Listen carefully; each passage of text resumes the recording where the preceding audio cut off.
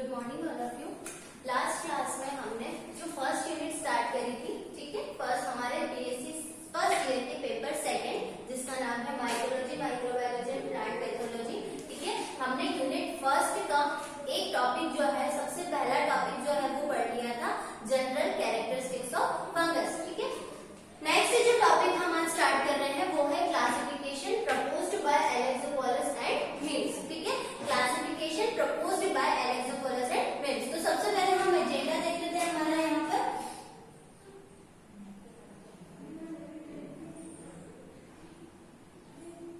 हाँ, आप यहाँ पर देख सकते हैं हमारा जो सेकंड टॉपिक है ब्रॉड क्लासिफिकेशन। यूनिट के अंदर हमारा जो सिलेबस है वहां लिख रखा है broad classification of fungus with special reference to system proposed by Alexopoulos and Mills, ठीक है। इनके द्वारा दिया गया क्लासिफिकेशन हमको पढ़ना है, ठीक है। आप हमारा यहाँ का एजेंडा देख सकते हैं, classification of fungus and mycorrhiza. ये हमारा जो है वो क्या है, माइकोराइजा, ये हमारा आज का एजेंडा है। Classification proposed by Alexopoulos and Mills, ठीक है। माइसिटीज के किंगडम पढ़ना है, डिवीजन पढ़ना है, एलिमेंट्री नॉलेज ऑफ माइकोराइजा पढ़ना है, देयर सिग्निफिकेंस, सिम्बायोटिक सिग्निफिकेंस पढ़ना है, types of mycorrhiza and symbiotic uses of mycorrhiza, ठीक है। तो सबसे पहले आप यहाँ पर देख सकते हैं एक जनरल इंट्रोडक्शन दे रखा है कि CJ Alexopoulos and Charles W Mills 1979 gives a classification in which he placed a super kingdom eukaryotes including slime modes into the kingdom mycete, ठीक है। 1979 है ना, ये जो हमारा सिस्टम है, क्लासिफिकेशन सिस्टम है, वो 1979 में प्रपोज किया गया था, ठीक है। अब हमारे पास में जो फंगस है, ठीक है, फंगस को बहुत सारे साइंटिस्ट ने क्लासिफाई किया था। सबसे पहले एलेक्सोपोलस ने भी, अकेले एलेक्सोपोलस ने भी इसको क्लासिफाई किया था, लेकिन हमारे सिलेबस के अंदर एक लाइन लिख रखी है, हमको स्पेशल रेफरेंस किसका पढ़ना है, ओनली एलेक्सोपोलस एंड मिल्स का, ठीक है। तो एलेक्सोपोलस और मिल्स ने जो क्लासिफिकेशन रिप्रेजेंट किया, उन्होंने क्या किया था कि जितने भी फंगस थे, है ना, उन सबको किस किंगडम के अंदर रखा, माइसिटी, और ये सब उन्होंने अपनी एक बुक इंट्रोडक्टरी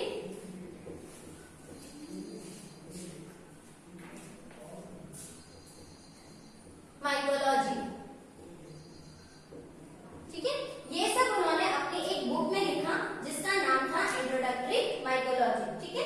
तो ये जो है क्लासिफिकेशन सिस्टम ये प्रपोज किया था किसने, एलेक्सोपोलस और मिल्स ने, ठीक है। एलेक्सोपोलस और मिल्स ने क्या किया कि जितने भी फंगस और स्लाइम मोड्स थे, ठीक है, अपर काउकेज इंक्लूडिंग जो स्लाइम मोड्स थी, उन सबको एक किंगडम माइसिटी के अंदर रखा। लास्ट क्लास में हमने देखा था कि हमको टैक्सोनॉमिक कैटेगरीज देखी थी, है ना।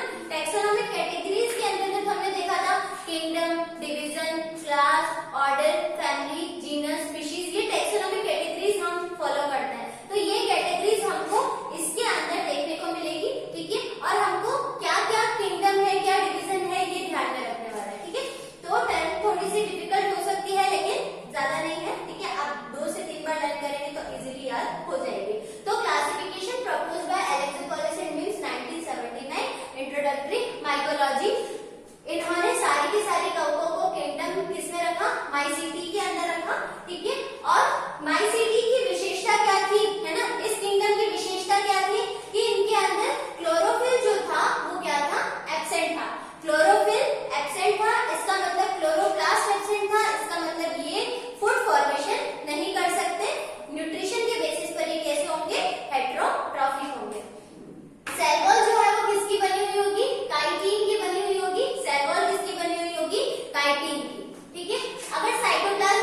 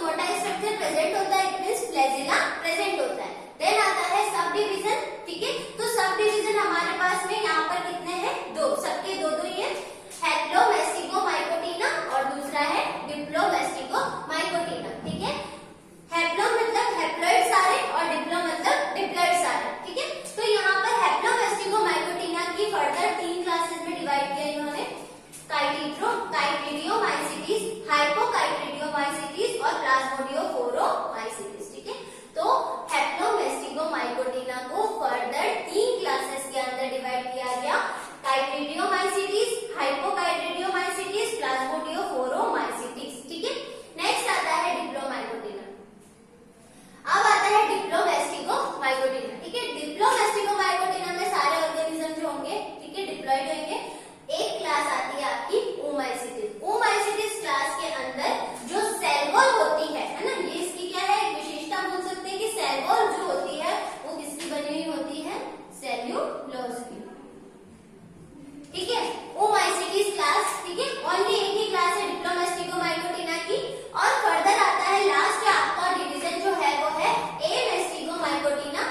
एमेस्टिगोमाइकोटिना के अंतर्गत आपको क्या याद रखना है कि यहाँ पर भी न्यूट्रिशन जो है वो अवशोषणी प्रकार का ही है, मतलब कि जो पोषण है वो कैसा है, एब्जॉर्प्टिव टाइप, ठीक है। और इसके अंदर आपको क्या ध्यान रखना है कि मोटाइल स्ट्रक्चर प्रेजेंट, यहाँ पर मोटाइल स्ट्रक्चर प्रेजेंट था, यहाँ पर मोटाइल स्ट्रक्चर जो है वो एब्सेंट है। इसका मतलब कि जो जल संरचनाएं होती है, मतलब कि फ्लैजिला जैसी संरचनाएं यहाँ पर अनुपस्थित होती है। तो ये कैसे होते हैं, नॉन मोटाइल होते हैं, अगतिशील होते हैं, ठीक है।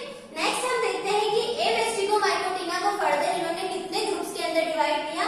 तो हम आप यहाँ पर देख सकते हैं एमेस्टिगोमाइकोटिना को फर्दर 4 ग्रुप्स के अंदर डिवाइड किया, जिसमें सबसे पहला ग्रुप है हमारे पास में जाइगोमाइकोटिना। 4 सब डिवीजन है। सबसे पहला है हमारे पास में जाइगोमाइकोटिना, जिसकी एक क्लास है जाइगोमाइसीटीज, ठीक है। दूसरा है एमेस्टिगोमाइकोटिना, सॉरी एस्कोमाइकोटिना, इसकी एक क्लास है एस्कोमाइसीटीज। देन हमारे पास में बेसिडियोमाइकोटिना, तो जिसकी एक क्लास है बेसिडियोमाइसीटीज। फोर्थ है ड्यूटेरोमाइकोटिना, जिसकी एक क्लास है ड्यूटेरोमाइसीटीज। तो इस तरह से एलेक्सोपोलोस और मिम्स ने 1979 में अपनी एक किताब इंट्रोडक्टरी माइकोलॉजी के अंतर्गत एक क्लासिफिकेशन प्रस्तुत किया, जिसके अंदर उन्होंने सारी की सारी फंगस है यूमाइकोटिना वाली प्लस अवपंक कवक, है ना, जो स्लाइमोड्स होते हैं वो, इन सभी को एक किंगडम माइसीटी के अंदर डिवाइड किया। तो हमारे पास में इस क्लासिफिकेशन में क्या क्या चीजें हैं, तो 3 तो है हमारे पास में डिविजन्स, है ना, 3 डिविजन्स है हमारे पास में, जिम्नोमाइकोटिना, मेस्टिगोमाइकोटिना और एमेस्टिगोमाइकोटिना, है ना। इसकी विशेषता हमने देख ली। अब हमारे पास में सब डिविजन कितने हैं टोटल, तो 2 यहाँ पर है, 4, 2 यहाँ पर 4, ठीक है, और 4 यहाँ पर। तो टोटल सब डिविजन कितने हो जाएंगे हमारे पास में, 8 सब डिवीजन, ठीक है। 3 तो हमारे पास में डिवीजन, किंगडम तो कितना होता है 1, 3 हमारे पास में है डिवीजन और 8 हमारे पास में है सब डिवीजन, ठीक है। इसके अलावा अगर हम क्लासेस की बात करें तो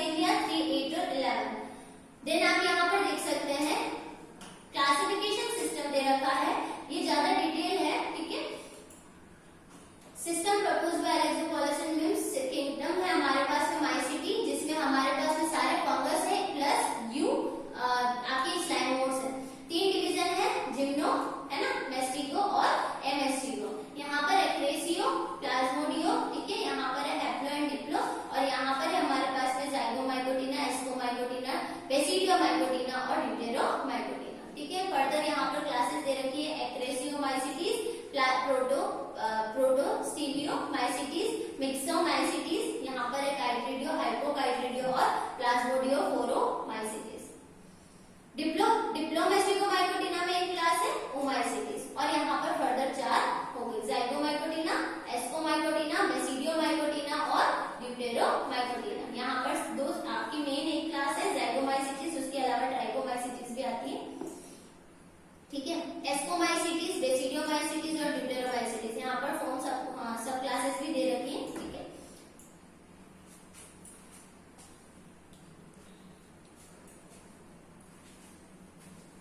यहाँ पर दे रखा है in this kingdom all organisms are chlorophyllous, मतलब क्लोरोफिल जो होता है वो यहाँ पर अनुपस्थित होता है। साइटोप्लाज्म और protoplasm is covered from cell wall. Chitin is the main component of cell wall is. ठीक है, डिवीजन जिम्नो, मैस्टिको, एमेस्टिको। ठीक है, ये तो मैंने देख लिया। अब हमारे पास में डिवीजन आ रहा है जिम्नोमाइकोटिना, द मेंबर्स आर फेगोट्रॉफिक। ठीक है, इसके सब डिवीजन हमने देख लिए, सेल वॉल एब्सेंट। ठीक है, they are absorptive, they have absorptive nutrition, motile structure are present in the body of these members. ठीक है, हमारे पास में हैप्लोइड डिप्लोमास्टिकोमाइकोटिना।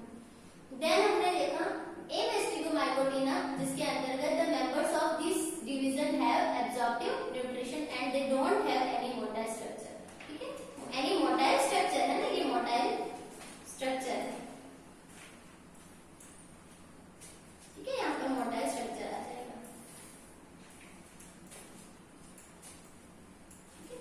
ये हो गया। देन सब डिवीजन है हमारे पास में जाइगो, एस्को, बेसिडियो और ड्यूटेरो। तो ये सारी चीजें जो है वो। अब आता है हमारा नेक्स्ट टॉपिक जो है आज का, वो है mycorrhiza and their symbiotic significance. छोटा सा टॉपिक है सिलेबस का। ठीक है,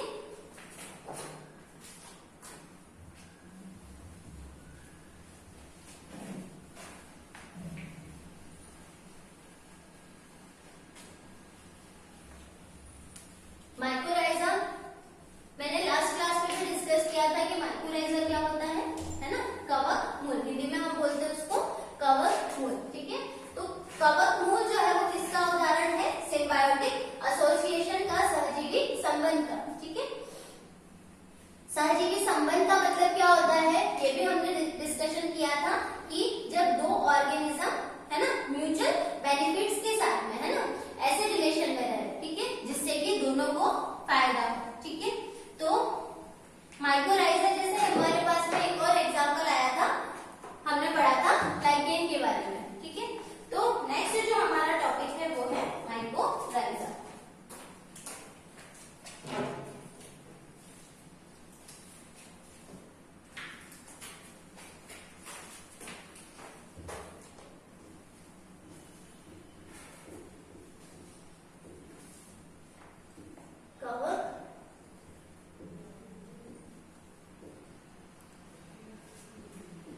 माइकोराइजा या फिर कवक मूल।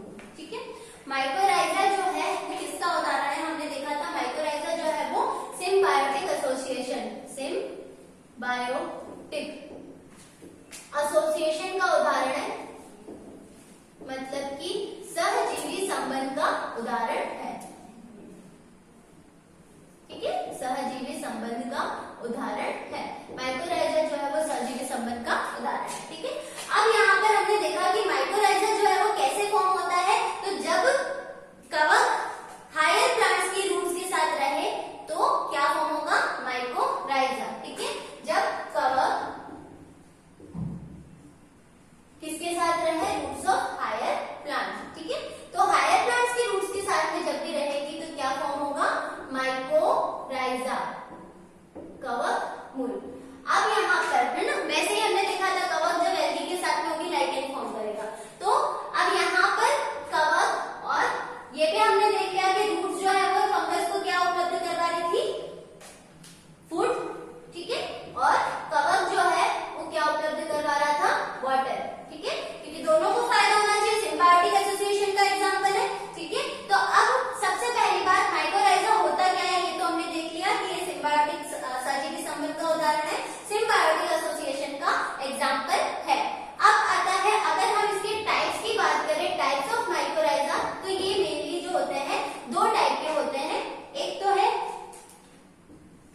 एक्टोट्रॉफिक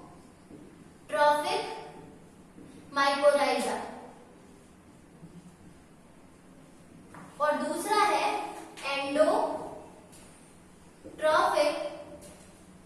माइकोराइजा। ठीक है, इसको हम बोलते हैं बहिर्पोषणीय और इसको हम बोलते हैं अंतःपोषणीय।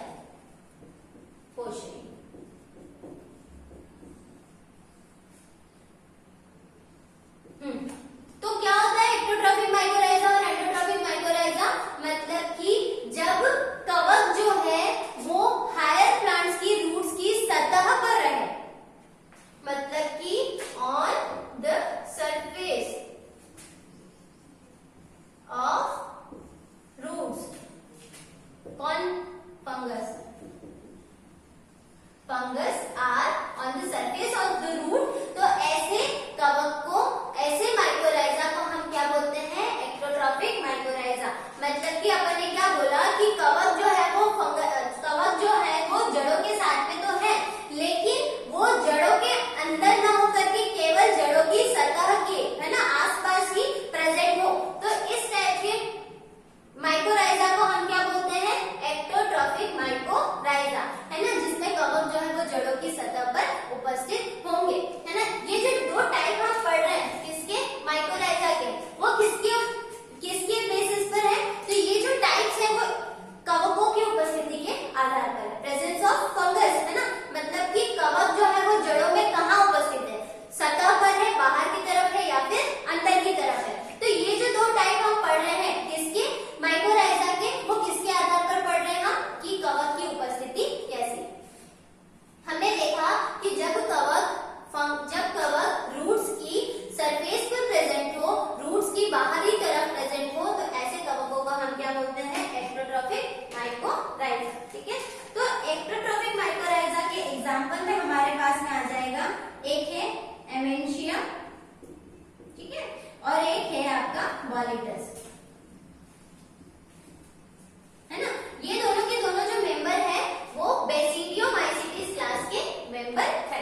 ठीक है, तो ऐसे कवक जो जड़ों के साथ में, अब ये हायर प्लांट्स कुछ भी हो सकते हैं, जिम्नोस्पर्म भी हो सकते हैं, एंजियोस्पर्म साइकस की जड़ों के साथ भी देखने को मिलता है। ठीक है, तो हमारे पास में एक्टोट्रॉफिक में एग्जांपल हो जाएगा एमेंशिया और बॉलिटस। ठीक है, दोनों के दोनों बेसिडियोमाइसीटीज क्लास के मेंबर है। नेक्स्ट हम देखते हैं एंडोट्रॉफिक माइकोराइजा। तो क्या होता है एंडोट्रॉफिक माइकोराइजा? इसका जस्ट अपोजिट। एंडो का मतलब क्या होता है? इनर साइड, अंदर की तरफ। तो जब कवक जो है वो जड़ों के अंदर की तरफ प्रेजेंट हो, जब कवक जड़ों के अंदर की तरफ उपस्थित हो, तो इस टाइप की माइकोराइजा को, इस तरह बनने वाले माइकोराइजा को हम क्या बोलते हैं? एंडोट्रॉफिक माइकोराइजा, इनर सरफेस। ठीक है, अब इसमें हमारे पास में एक एग्जांपल आता है आर्मिलेरिया मेलिया। ठीक है, एक एग्जांपल है हमारे पास में आर्मिलेरिया मेलिया। ठीक है, जो कि कहां पर उपस्थित होता है? ऑर्किड्स होते हैं, ऑर्किड्स प्लांट्स की जड़ों के साथ पाया जाता है ये कवक। ठीक है, तो हमने क्या देखा कि एंडोट्रॉफिक माइकोराइजा जो है वो इनर सरफेस पर प्रेजेंट होता है। एग्जांपल देख लिया आर्मिलेरिया मेलिया। ठीक है, आर्मिलेरिया मेलिया जो है वो कौन से पादप की जड़ों पर पाया जाता है? ऑर्किड पादपों की जड़ों पर। अब क्या होता है कि जब ये कवक जो है ऑर्किड पादपों की जड़ों के अंदर की तरफ उपस्थित है, तो ये क्या करता है? नोड्यूल फॉर्म कर लेता है और क्या करता है कि ये ऑर्किड के बीजों को, ऑर्किड के सीड्स का जर्मिनेशन नहीं होने देता है या जर्मिनेशन में बाधा उत्पन्न करता है। ठीक है, तो इस तरह की कंडीशन, जब कवक ऑर्किड पादप की जड़ों के साथ रह रहा है, कौन सा कवक? आर्मिलेरिया मेलिया, तो वो क्या करता है? ऑर्किड पादप के बीजों को अंकुरित नहीं होने देता है या फिर अंकुरन में प्रॉब्लम्स उत्पन्न करता है, जर्मिनेशन में प्रॉब्लम्स उत्पन्न करता है। और क्या होता है? वेसिकल्स बनने लग जाते हैं, छोटी छोटी सी पुटिकाएं बनने लग जाती है। तो इस कंडीशन को हम बोलते हैं वेस्क्यूलर माइकोराइजा, है ना, VAM। ठीक है, VAM।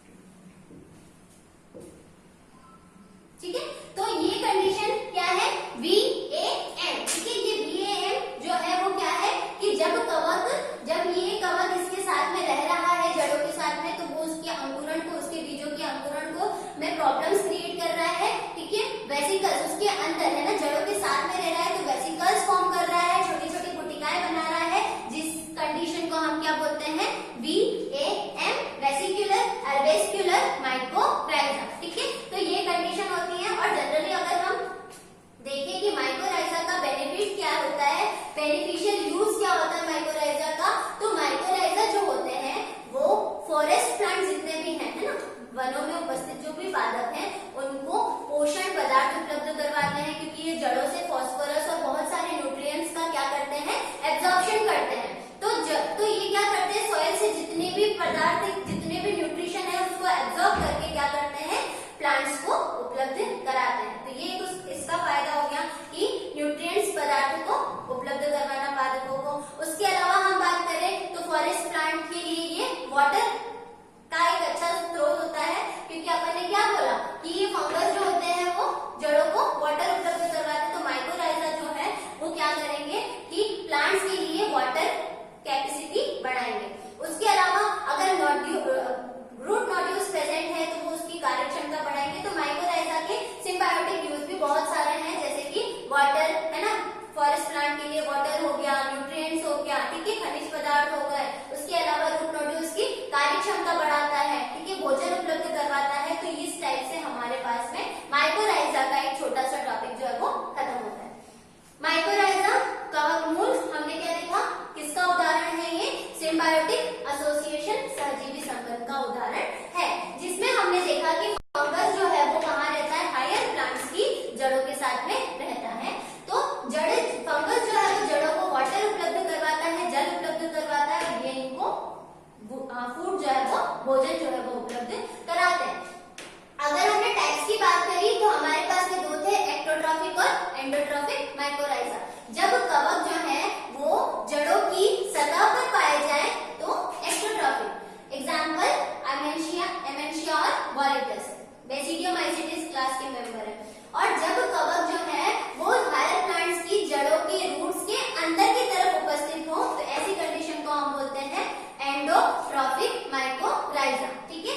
अब इनर साइड पर प्रेजेंट है, एग्जांपल मैंने बताया आर्मिलेरिया मेलिया, जो कि कौन से प्लांट, ऑर्किड्स पादपों की जड़ों के साथ पाए जाते हैं। अब यहाँ पर एक कंडीशन ये आती है कि ऑर्किड पादपों की जड़ों के साथ पाए जाते हैं तो क्या करते हैं, ये उनकी सीड्स की जर्मिनेशन को रोकते हैं और छोटी छोटी सी वेसिकल्स बनाते हैं, छोटी छोटी सी पुटिकाएं बनाते हैं। इस कंडीशन को हम बोलते हैं VAM, स्टैंड्स फॉर वेसिक्युलर आर्वेस्क्युलर माइकोराइजा, ठीक है। हम यहाँ पर भी स्लाइड पर भी देख सकते हैं इसका presentation. Mycorrhiza symbiotic association between fungus and the roots of higher plants is known as mycorrhiza. Fungus take food from the roots of and provide water to roots of higher plants. Mycorrhiza are of two types, ठीक है। Then on the basis of presence of fungus in the roots, ectotrophic और endotrophic। अगर सतह पर है तो ectotrophic और अंदर की तरफ प्रेजेंट है तो आपका क्या हो जाएगा, एंडोट्रॉफिक, ठीक है। नेक्स्ट आता है सिम्बायोटिक यूज ऑफ माइकोराइजा। तो आप देख सकते हैं पोषण उपलब्ध करवाता है, न्यूट्रिशन, ठीक है। इसके अलावा खनिज पदार्थ उपलब्ध करवाता है, वाटर कैपेबिलिटी बढ़ाता है ड्राई प्लांट्स या ड्राई हैबिटेट वाले प्लांट्स के लिए। The capacity of root nodules arise, मतलब रूट नोड्यूल्स की कार्यक्षमता बढ़ती है। आप देख सकते हैं यहाँ पर माइकोराइजा बता रहा है, ठीक है। ये जो है ये हायर प्लांट्स के रूट्स के साथ ये जो है ये फंगस हो जाएंगे आपके, ठीक है। ये फंगस और ये आपकी रूट्स हो गई, ठीक है। तो ये फंगस जो है वो रूट्स के साथ में प्रेजेंट होते हैं, ठीक है। ये आप देख सकते हैं डायग्राम इसका, वेस्कुलर टिश्यूज जो होते हैं वो बीच में, ठीक है। वेस्कुलर टिश्यूज हो गया, कॉर्टेक्स हो गया, फंगल माइसीलियम हो गया, मशरूम है ना, मशरूम भी लैटिन टर्म है, ठीक है। तो ये जो है वो आपका उदाहरण हो जाएगा इसका, ये फंगस है और ये सारी रूट्स है हायर प्लांट्स की, ठीक है। तो ये फंगस कौन सा है, वो क्या सिस्टम है वो बता रखा है। ये मशरूम भी आपका क्या है, फंगस